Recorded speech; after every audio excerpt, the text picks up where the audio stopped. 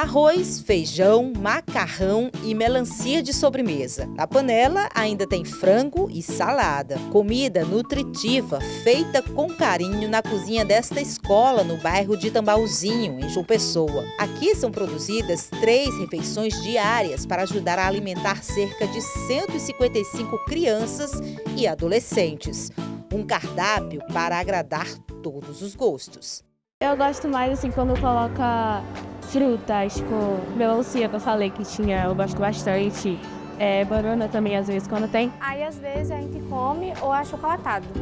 Aí tudo bem, a gente tem que esperar até 9h50, aí às vezes é papa, às vezes é cuscuz com leite, como foi hoje. O feijão que ela faz é ótimo. Educar vai além de ensinar conteúdos. É também sobre preparar o outro para interagir com o mundo, compreendendo suas responsabilidades e deveres.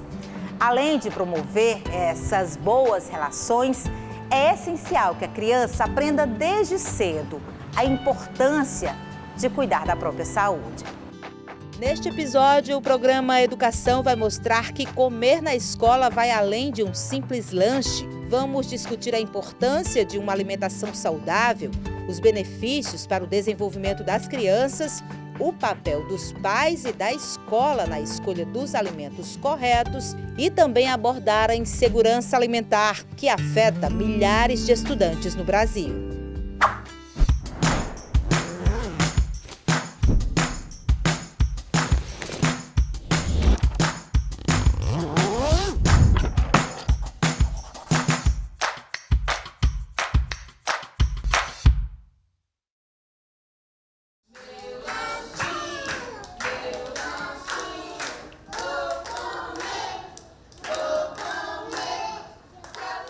Entoar essa cantiga prepara os alunos para o intervalo e o lanche. A ideia da merenda escolar nasce desse conceito de lanchinho. Culturalmente, muitos associam a alimentação escolar a algo simples, como um biscoito ou um suquinho. Mas será que a merenda das escolas se resume a esse lanchinho? O cheirinho gostoso da merenda toma conta da escola. Hoje é dia de galinha guisada, arroz e feijão. E quem prepara as refeições sabe que não basta apenas elaborar uma boa receita. É preciso dedicação e carinho. Eu acho porque a pessoa, para cozinhar bem, tem que amar muito. E lidar com criança tem que ser com muito cuidado. Então eles precisam de comida feita com muito amor. No dia que é papa, risoto, eles amam. Que bem alimentado eles conseguem estudar melhor? Com certeza. A mente funciona melhor, né? Desde cedo, tanto em casa quanto na escola, é importante que as crianças sejam incentivadas a desenvolverem boas práticas alimentares, o que depende diretamente dos esforços dos responsáveis e da escola. Mas para conquistar o paladar dos pequenos, não basta só oferecer a comida. É necessário um trabalho pedagógico. De acordo com a faixa etária, é ofertado os alimentos de acordo com a aceitação da criança. E aí você já começa a introduzir a educação nutricional, porque você vai trabalhar a consistência dos alimentos, a diversidade da oferta desses alimentos, o alimento mais natural possível, menos alimentos processados, conforme as diretrizes do próprio programa. E aí você vai desenvolver uma criança com hábitos alimentares saudáveis para se tornar um adulto com hábitos saudáveis também. A gente tende a construir a nossa microbiota intestinal nesses primeiros 2 anos de vida, né? Até os 2 anos é super importante aquilo que é oferecido para a criança, porque é onde a gente está construindo a microbiota intestinal. Quando a gente acostuma a nossa microbiota a só comer carboidrato simples, a gente fermenta mais bactérias que gostam de carboidrato simples. Então a tendência é que a gente sempre esteja sentindo essa vontade de doce, de carboidrato, de massa, porque é o tipo de bactéria intestinal que a gente tem. Então esse início, né, do que é construído aí nesse início até os 2 anos é super importante para definir a microbiota intestinal de toda a vida. E também porque a gente constrói memórias afetivas, né? A comidinha que a gente comia da nossa avó, a comidinha que a gente comia, a panquequinha de banana que minha mãe fazia quando eu era criança vai ter um reflexo lá na frente, mas se a comidinha de mamãe for um iogurte doce, misturado com mais açúcar e granola com açúcar e muito mais açúcar, a memória afetiva que a criança vai ter é essa, né? Se vai ser o leite com Nescau antes de dormir, ou se vai ser um leite com cacau que eu ofereci. Então, a hora da gente construir uma boa relação da pessoa com a alimentação é nessa hora da infância. O crescimento saudável de uma criança depende diretamente de uma alimentação adequada. Manter uma nutrição livre de açúcar para o filho é uma missão que começou desde a introdução alimentar. Anne, que pesquisa e planeja cada refeição, vê os resultados no comportamento do filho de apenas 4 anos, que come bem de tudo o que é oferecido, de legumes a frutas, embora às vezes até torça o nariz para algumas verduras. Desde a barriga. Eu já comecei a pesquisar sobre a questão da introdução alimentar, sobre o que podia e o que não podia, a partir de que idade podia e tal. E aí eu fui realmente me aperfeiçoando, digamos assim, né? Fazendo já os testes de bolinho e tudo mais. E quando começou a introdução alimentar, ele foi aceitando tudo. Então até hoje ele é muito bom assim de boca, ele come tudo que a gente oferece. De legumes, frutas, verduras, ele aceita. Às vezes quer encrencar um pouquinho, né? Os pais, pela questão da praticidade, acabam enviando produtos ultraprocessados, que são esses que requer muito processo industrial, muita gordura, muito açúcar, muito aditivo para ter um longo tempo de prateleira. E basicamente, a maioria das refeições das crianças são essas refeições práticas. É biscoito, é bolinho pronto, é suco de caixinha, é leite de caixinha. O que atrapalha muito para que a criança tenha uma boa aceitação da oferta da escola, né? Porque às vezes a escola até tenta oferecer uma boa comida de verdade, um cuscuz com ovo, numa merenda escolar, numa escola pública, por exemplo, e a criança não quer porque os pais estão mandando o quê? Biscoito, que realmente é muito mais palatável do que outras refeições assim caseiras, né? Até hoje, Guilherme não tem acesso a doces ou alimentos industrializados. Uma escolha que a família reforça em casa e na escola. Até hoje ele não tem, né, acesso a doces, esses industrializados, essas coisas a gente não oferta. A gente conversa muito com ele, primeiramente, avisa na escola e a quem convive com a gente sempre diz que ele não tem acesso a essas coisas. Mas para ele evitar mesmo, não aceitar, né, a gente conversa muito com ele. E aí, até hoje mesmo, ele nega. Então, esse trabalho tem que ser feito agora para que lá na frente o nutricionista do adulto não tenha que fazer esse papel de reeducação alimentar, que é o que a gente acaba mais fazendo no consultório, né? Enquanto os colegas levam lanches como iogurtes e sucos industrializados, o filho opta por bolinhos, frutas e pão de queijo. A mãe sempre pergunta o que ele quer comer no dia. Na escola, eles levam besteira, Danone, suco. E tu fica com vontade de comer? Não? Tu leva o teu lanchinho, né? E o teu lanchinho? Tu leva o que no teu lanchinho? Bolinho, Algumas frutas, pãozinho de pãozinho de queijo. Tudo que a mamãe faz, né? E suco? Suco geralmente eu não oferto, eu prefiro ofertar a fruta mesmo. Ele escolhe o que quer levar? Às vezes geralmente eu pergunto, né? Quando tá na correria eu faço o que dá mais rápido mesmo, mas geralmente eu pergunto o que é que ele quer no dia. Anne explica que manter essa alimentação saudável não é tão difícil quanto parece, especialmente se escolher receitas práticas que funcionem como lanche para a escola. Tudo que é saudável, o feijão, arroz, tudo ele aceita muito bem. Calma. Eu sou papa tudo.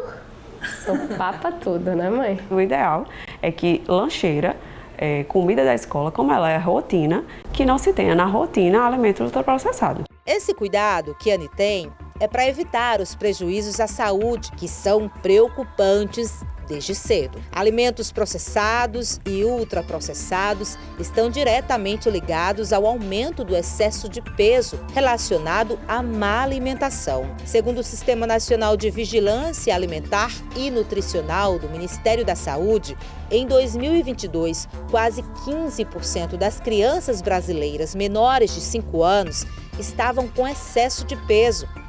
Entre as crianças de 5 a 9 anos, esse número subiu para mais de 30%. Um dia o almoço ser arroz e feijão e o outro dia ser pipas. Lancheira é rotina, é todo dia.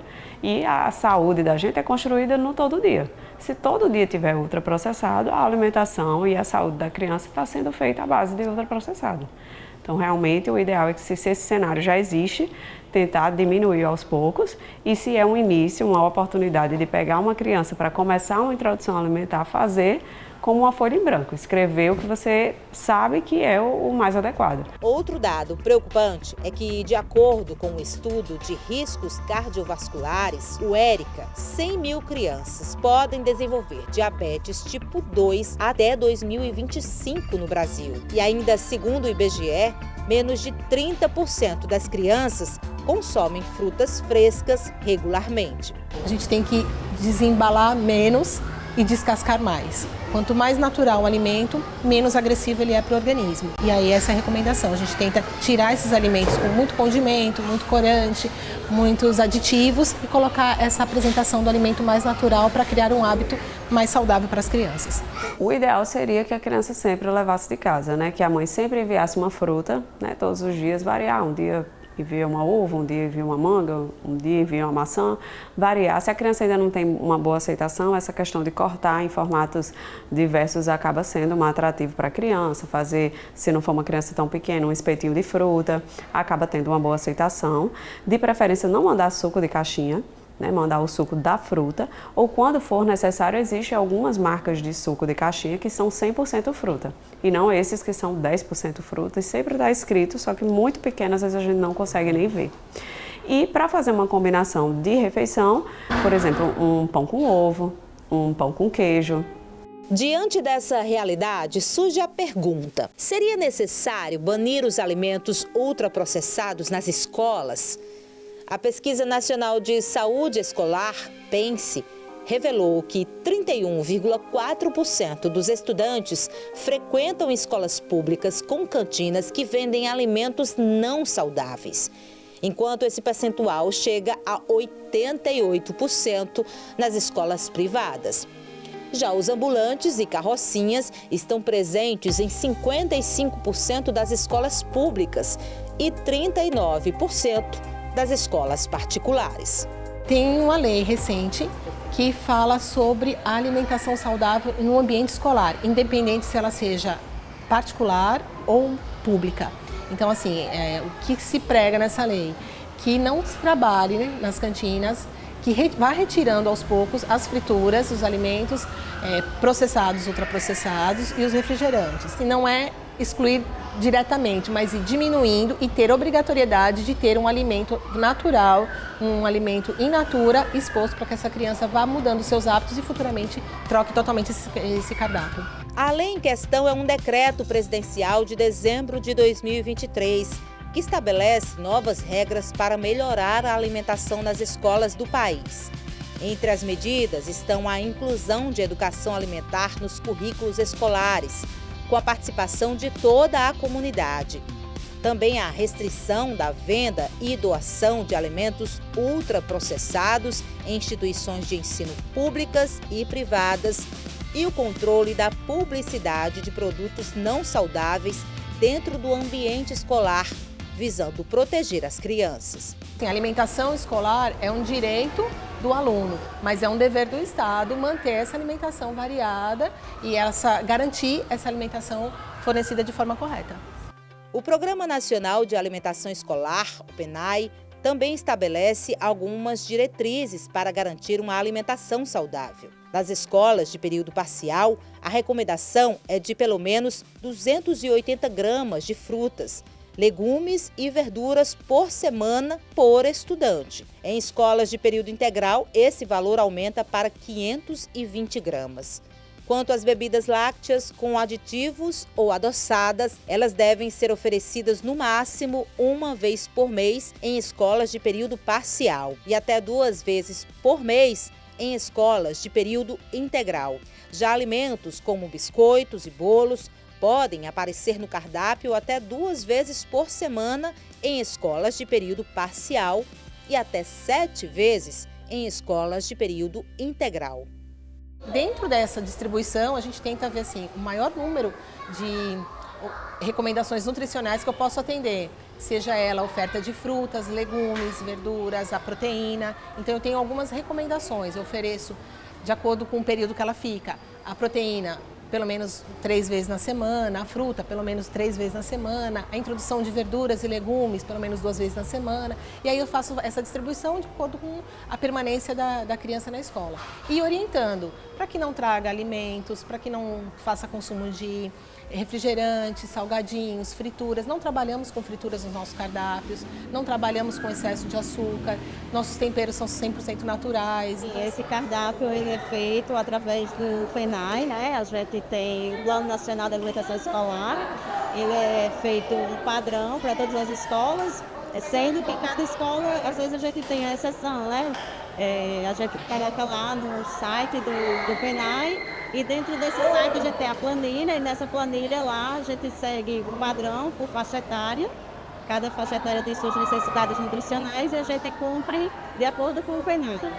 Além disso, é importante lembrar que gorduras trans industrializadas estão proibidas em todos os cardápios escolares. Já em relação aos ultraprocessados, existe um limite quando se fala em dinheiro público. Apenas 20% dos gastos com esse tipo de alimento podem ser investidos na merenda escolar. Essa é uma determinação do Fundo Nacional de Desenvolvimento da Educação.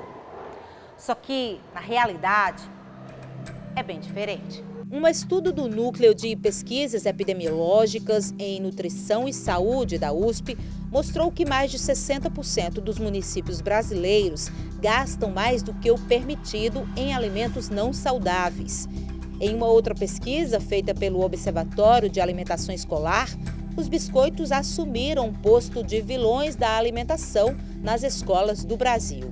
Esse tipo de alimento ultraprocessado ocupa o 5º lugar no ranking dos alimentos comprados para estudantes de escolas públicas no país, ficando atrás apenas de carne bovina, frango, leite em pó e banana. Existem biscoitos e biscoitos, né? Qual é o tipo de biscoito que nós estamos trabalhando? Hoje nas nossas escolas a gente só trabalha com biscoito sem recheio e de preferência ou ele é integral, na versão integral, ou na versão simples. E ele também não é ofertado diariamente, né? Então o que a gente pede? Não consuma biscoito recheado, porque tem um teor alto de açúcar, alto de gordura. Dê preferência aos biscoitos sem recheios e os mais simples possível. Que ele faz parte da alimentação por ser mais prático, porque você já compra a embalagem, mas que ele não é um alimento diário, ele é um alimento esporádico. E a gente tenta colocar isso também no nosso cardápio. No próximo bloco a gente mostra como uma boa alimentação melhora a aprendizagem. É de barriga cheia que se presta mais atenção. A alimentação escolar vai além de um prato de comida. Mas como fica para quem vive em insegurança alimentar?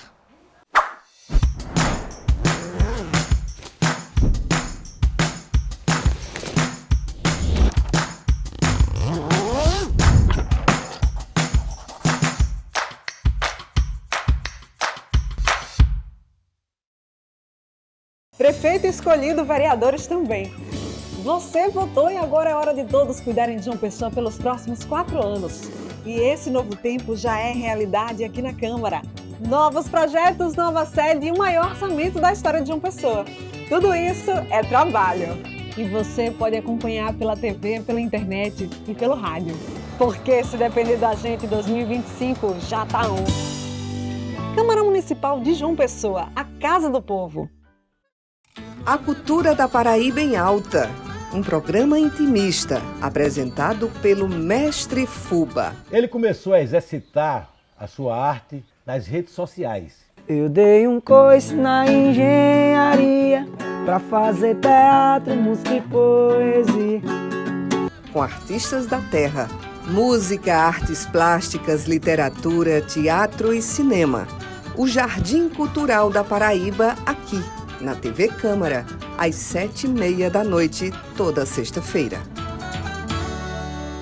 Aqui tem leis para proteger as mulheres. Centenas de mulheres são vítimas de feminicídio todos os anos. E em João Pessoa, a conscientização nas escolas é lei. Aqui tem Câmara.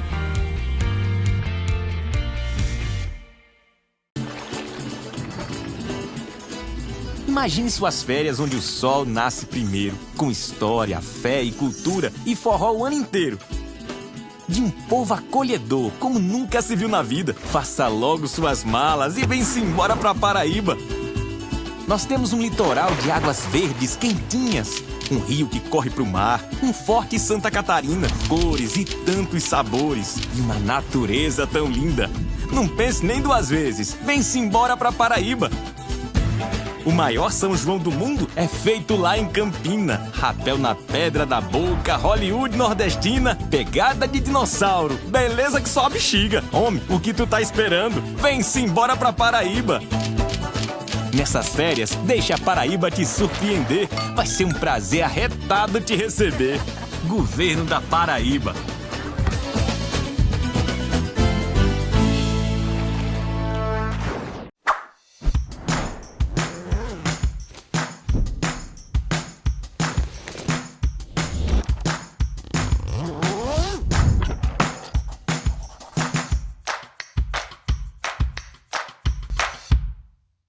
No Brasil, 21 milhões de pessoas não têm o que comer todos os dias. E mais 70 milhões vivem em insegurança alimentar sem acesso regular a uma alimentação de qualidade. Para muitas crianças e adolescentes, a escola se tornou um lugar seguro para garantir a refeição do dia. E comer é um estímulo para o estudante frequentar as aulas.